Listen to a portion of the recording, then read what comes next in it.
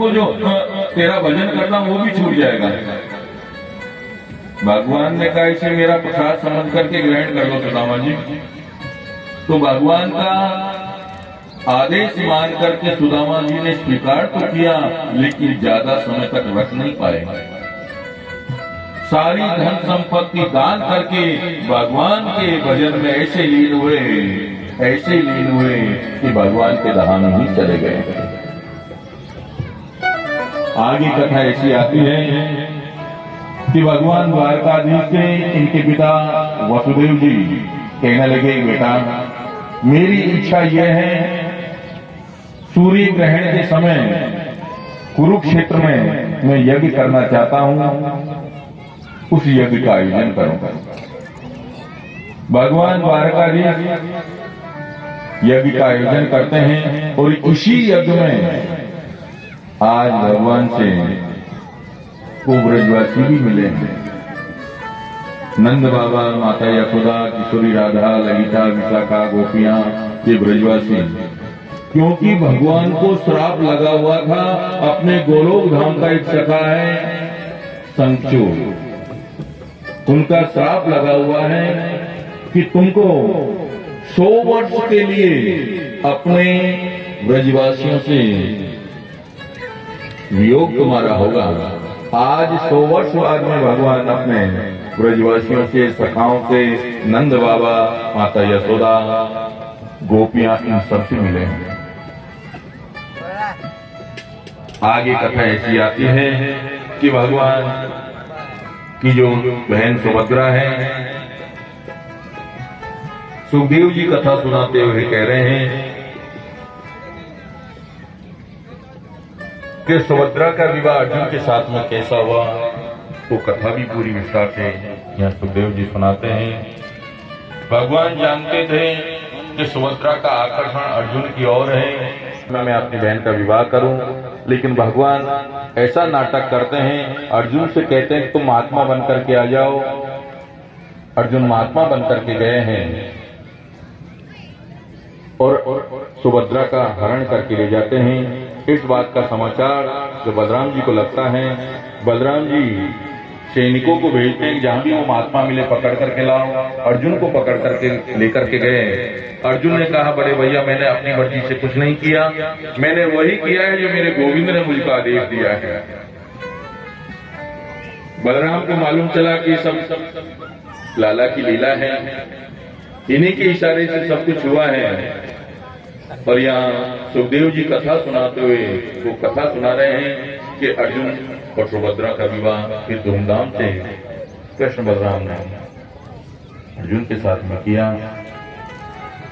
इसके बाद आगे जो कथा आती है, नव योगेश्वरों की कथा आती है। वो कथा भी सुखदेव जी राजा परीक्षित को सुनाते जा रहे हैं। आगे जो कथा आती है, भगवान अपने पुत्रों को उपदेश देते हैं कि बेटा 4 चीजें हैं, रूप, यौवन, संपत्ति और प्रतिष्ठा। इन चारों में से एक भी अगर किसी व्यक्ति के पास आ जाए वो पथभ्रष्ट हो जाता है, यानी गलत मार्ग अपना लेता है। और मैं जानता हूं चारों चीजें तुम्हारे पास हैं। रूप सुंदर भी हो तुम, यौवन जवान भी हो, संपत्ति सोने की द्वारका में रहते हो, और प्रतिष्ठा द्वारकाधीश के पुत्र हो, ये प्रतिष्ठा तुम्हारी है ही। चारों चीजें तुम्हारे पास हैं, लेकिन मेरी एक बात कान खोल करके सुन लेना, किसी संत ब्राह्मण का अगर तुमने अपमान कर दिया, मैं भगवान होते हुए तुम्हारी रक्षा नहीं कर पाऊंगा। आज उपदेश किया भगवान ने अपने पुत्रों को, इनके पुत्रों से आज ही बोल हुए। बड़े बड़े संत महात्मा बैठे हैं, स्वामी प्रसिद्ध कर्ण दुर्वासा मीरा कश्यप वामदेव अत्रि वशिष्ठ नारद, बड़े बड़े महात्मा बैठे हैं। जामवती की जो बेटा है सांब, बड़े सुंदर है, स्त्रियों के वस्त्र पहना तो स्त्रियों जैसे दिखते हैं, इसको स्त्रियों के वस्त्र पहनाए, पेट के ऊपर कपड़ा लपेटा, महात्माओं के पास जाकर के कहने लगे, बाबा ये नहीं बहू है, आप देख करके बताओ बेटा होगा। महात्मा नेत्र बंद करके देखने लगे, कुछ हो तो दिखे, पसीने पसीने हो गए, लेकिन इनमें जो दुर्वासा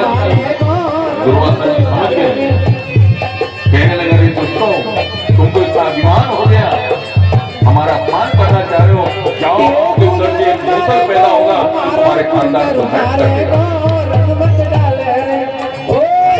कृष्ण घबराए, कैसे पेट को ऊपर से कपड़ा हटाया। आज ही भगवान ने उपदेश दिया, आज ही भूल कर बैठे, अब भगवान के पास तो कैसे जाए। बाबा वसुदेव के पास तक पहुंचे, कहने लगे बाबा हमसे बड़ा अपराध हो गया, हम क्या करें। पूरी कथा सुना दी और वसुदेव ने कहा जो होना था तो हो गया, अब क्या कर सकते हो। एक काम करो, पिछवा करके समुद्र में भिजवा दो। रात लगा है, आपस में मदरा मार करने लगे, एक दूसरे से लड़ने लगे, संहार करने लगे, एक दूसरे को प्रवार करने लगे। जो मुसल को पिछवा करके समुद्र में भिजवाया, उसी को उखाड़ उखाड़ करके एक दूसरे को प्रवार करने लगे।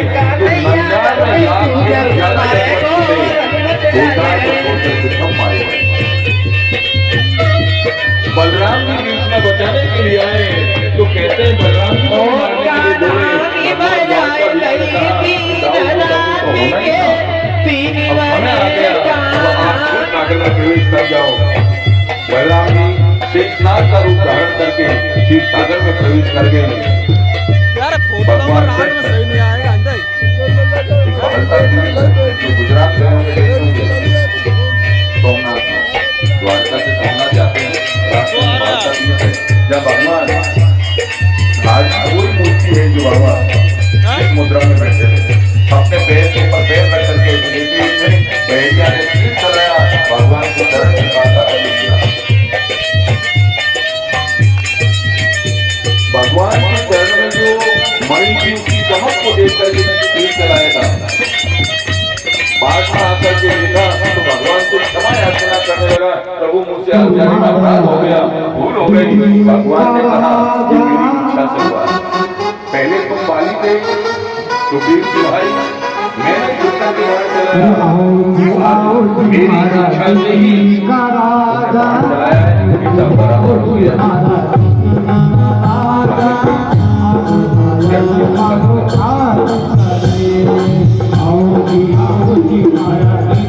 इधर कृष्ण की पत्नी को श्राप लगा हुआ था कि भील को उठा करके ले जाएगा।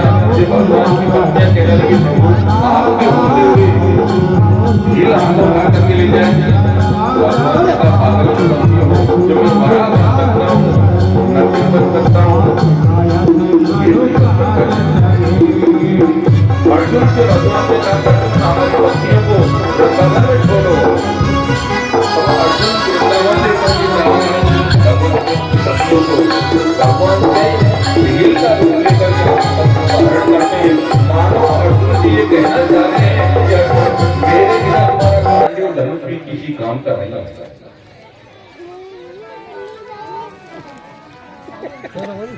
भगवान अपने गोलोक धाम चले जाते हैं। आगे कथा ऐसी आती है भक्ति की, कि भक्ति की तीन धारा बतलाई है, विश्वास, संबंध और समर्पण। बिना विश्वास के भक्ति नहीं कर पाओगे। पहले तो हमको अपने भगवान के ऊपर विश्वास होना चाहिए कि भगवान नाम की कोई चीज है, तभी तो भक्ति कर पाओगे। उसके बाद भगवान के जो भी आप संबंध जोड़ना चाहो वो संबंध जोड़ लो। भगवान को पिता मान करके भक्ति कर लो, पुत्र मान करके भक्ति कर लो, सखा मान करके भक्ति कर लो, गुरु मान करके भक्ति कर लो, चेला मान करके भक्ति कर लो। जो भी आपको अच्छा लगे कोई संबंध जोड़ लो भगवान को। जैसे ब्रजवासी भगवान को सखा मानते हैं, कान पकड़ करके घोड़ा बना करके बैठ जाते हैं बीच पर। संबंध पक्का होना चाहिए। जीव को अगर कल्याण चाहिए, जो भी आपको संबंध जोड़ना है भगवान से, वो संबंध जोड़ लो। कभी की कथा है, दत्तात्रेय जी ने 24 गुरु जो बनाए, ये शिक्षा गुरु है। दीक्षा गुरु जीवन में एक होता है जिससे हम मंत्र लेते हैं। जो हमको दीक्षा देता है वो जीवन में एक ही गुरु होता है, गुरु बदलते नहीं है। शिक्षा गुरु हमारे अनेक हो सकते हैं। ये दत्तात्रेय जी ने 24 गुरु जो बनाए हैं, पृथ्वी को गुरु बनाया, आकाश को गुरु बनाया, जल को गुरु बनाया, पक्षी को गुरु बनाया, अजगर को गुरु बनाया, कन्या को गुरु बनाया, जहां जाते हैं इनको शिक्षा मिली उनको गुरु बनाया है। यहाँ 24 गुरुओं की कथा दत्तात्रेय जी की आती है। उसके बाद कलयुग की महिमा सुखदेव जी सुना रहे हैं कि कलयुग केवल नाम अधहरा, सुमिर सुमिर नर कुसरई पारा। एक नाम का सहारा ले लो कलयुग में, बहुत अगर पार हो जाएंगे। एक बार भी हमारे मुख से भगवान का नाम निकल गया, बहुत अगर पार है। लेकिन ध्यान से सुन लेना बात करें, एक बार वाली कौन सी बात है? आप सोचो अभी तक तो हम कितने ही नाम ले लिए, अब तो बहुत अगर पार हो जाएंगे, अब नरक में थोड़ी गिरेंगे। लेकिन एक बार वाली कौन सी बात है ये समझने की है। मृत्यु के समय भगवान का नाम हमारे मुख से निकलना चाहिए, और मृत्यु के समय उसकी याद आए, उसका नाम हमारे मुख से निकले। ये तो तभी निकलेगा जब जीवन भर हम अभ्यास करेंगे। ये हमारा अभ्यास चल रहा है, जो दिन भर माला जपते हैं, तीर्थों में जाते हैं, यज्ञ पूजा आदि करते हैं, कथा श्रवण करते हैं, मंदिर में दर्शन परिक्रमा लगाना, जो भी हम कर्म कर रहे हैं, ये जीवन के अभ्यास है। अभ्यास करते करते माला जपते जपते मन की स्थिति ऐसी बन जाए कि आखिरी समय में वही याद आए।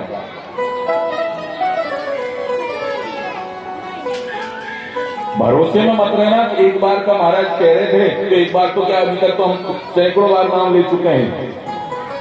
ये सैकड़ों बार नहीं, मृत्यु के समय उसकी याद आना चाहिए। तभी तो यहाँ बताते हैं।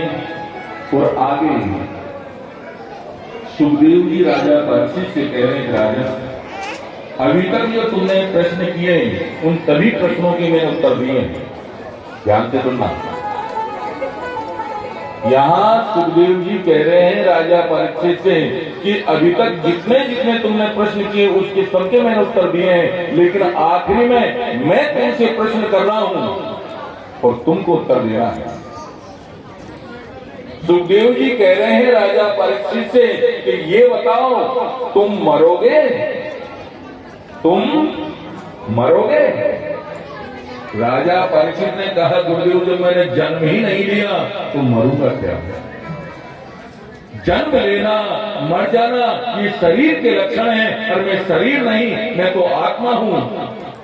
जैसे हम पुराने वस्त्र उतार करके नए वस्त्र धारण करते हैं, ऐसे ही आत्मा पुराना शरीर त्याग करके नया शरीर धारण करती है। मैं आत्मा हूं, आत्मा को मैं कोई शस्त्र काट सकता, ना अग्नि जला सकती हूं। सुखदेव जी ने कहा, राजन अब तुमको अपने स्वरूप का ज्ञान हो गया और आज 7वां दिन है, अब मुझे जाने की अनुमति प्रदान करो। हिम्मत नहीं है जब तक मैं यहाँ रहूंगा कि तक यहाँ आ जाए, लेकिन मैं विधि के विधान को पलटना नहीं चाहता। जो हो रहा है उसे होने नहीं मानता कहना, तो सोच लेना कि भगवान की कोई मर्जी, इसी में हमारा कोई कल्याण छुपा है। अभी हमको ये बात बुरी लग रही है, लेकिन इसी में हमारा कोई कल्याण छुपा हुआ है, उसको हम समझ नहीं पा रहे हैं।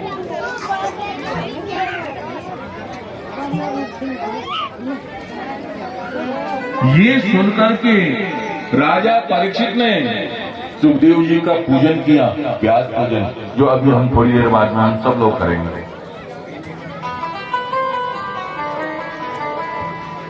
राजा परीक्षित ने सुखदेव जी का पूजन किया, व्यास पूजन किया। व्यास पूजन जैसे हुआ, आरती हुई और सुखदेव जी वहां से विदा हो गए। आज 7वां दिन है, तक्षक नाग दौड़ता हुआ आ रहा है, लेकिन एक पंडित जी भी दौड़ते हुए आ रहे हैं। तक्षक नाग और पंडित जी रास्ते में मिले। तक्षक नाग ने पंडित जी से कहा, पंडित जी कहाँ दौड़े चले जा रहे हो? पंडित जी ने कहा, 7वां दिन है, तक्षक नाग राजा परीक्षित को डसेगा और मुझे जहर उतारना आता है, मैं राजा को बचा लूंगा, मरने नहीं दूंगा, और राजा इनाम में मुझे बहुत सारा धन देगा। तक्षक ने कहा कि क्या प्रमाण है कि तुमको जहर उतारना आता है? तक्षक नाग ने हरे भरे वृक्ष को जैसे डंक मारा, उसी समय पूरा वृक्ष सूख गया बोला अपनी विधि का प्रयोग करो। पंडित जी ने अंजलि में जल लिया, मंत्र पढ़ा और जैसे ही छिड़का वापस वृक्ष हरा भरा हो गया। तक्षक समझ गया वाकई पंडित जी को जहर उतारना आता है।